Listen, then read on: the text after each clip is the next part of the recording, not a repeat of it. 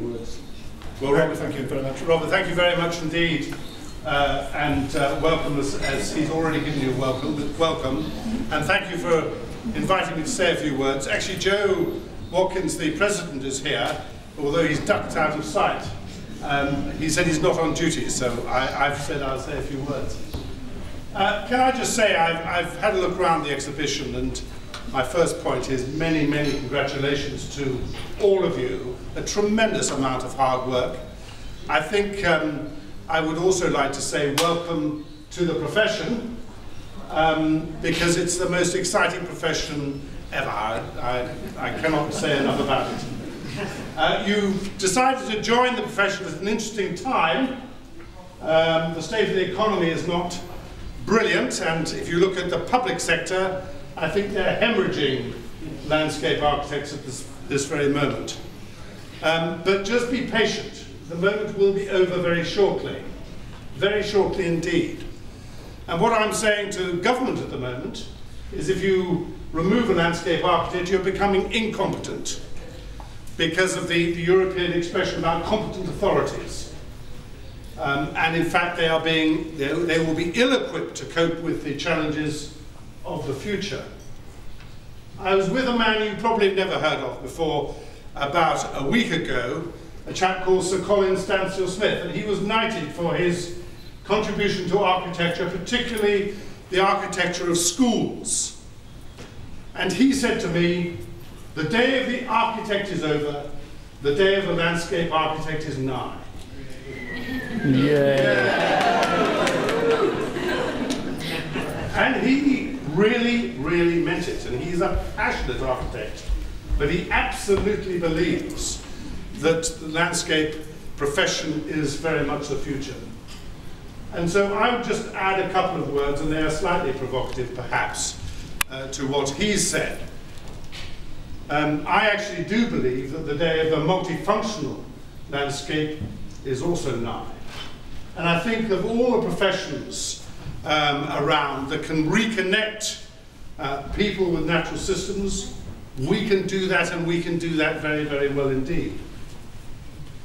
The point that I would make is that I think we're really very much at a crossroads. If you think about it, we live in one of the most destructive regions in the world in terms of our consumption. We consume, what is it, 3 times the world resources if you projected our consumption over the rest of the world. 3 worlds would need to sustain the current population of 7 billion people. So that's very, very serious. The government have accepted that the supply of oil will not be able to keep up with demand beyond 2014. Okay? Of course, everybody's very, very worried about mobility. How the heck are we going to keep the lights on? Actually, the real issue is about food. Food is a very serious issue. And food production has been, I think, banished, haven't we? We've been disconnected from food, from natural systems. We think that we can use our oil. 200 years, we've just about spent millions and millions of years of captured sunlight. So we're entering a new phase. And harnessing the power of natural systems is going to be very much the answer. And I think we can do that.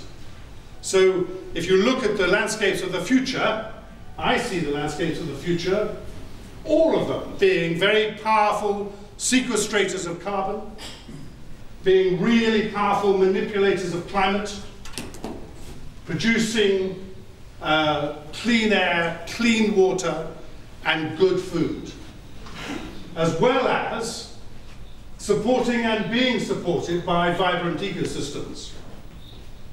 And I suspect that the quality of the soil, the biodiversity of the soil, and one of my past jobs was being a board member of Natural England, and I hammered this particular point very hard with Natural England. I said, you'll get nowhere with biodiversity until you really capture the importance, the vital importance of our soils. So that multifunctional aspect of landscape, we can do, and we can do, as I said, well. And the other point I'd make, just picking up one of the sort of jargons of today, of this particular government, is about the issues of localism. And I think that we are going to move away from being so mobile, so dependent on being highly mobile. And that is going to put a new focus on the place where you sleep, work, and have fun. The local landscape is going to become incredibly important, and every landscape is going to be a local landscape to someone.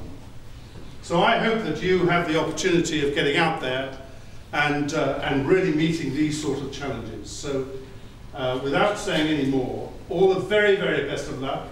You've chosen a most exciting profession to look at and to join, and you join it at a remarkable moment. And I think if I said anything, and I'm not going to offer advice, because I just admit to you now, I was given at this ceremony in 1972 when I qualified, that dates me, doesn't it? I was told, never work for government, ever, and never work for more than 2 years in your first 5 jobs. Okay, that was the advice given to me. And I absolutely ignored it. So the last thing I'm going to do is to give you any advice. But I think that one observation I would make, if we're going to reposition the landscape profession more central to society, then we really must celebrate our ability to look at utility and function.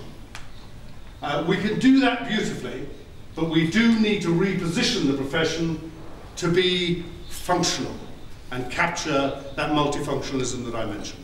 You've been terribly patient. All the very best of luck. Thank you very much.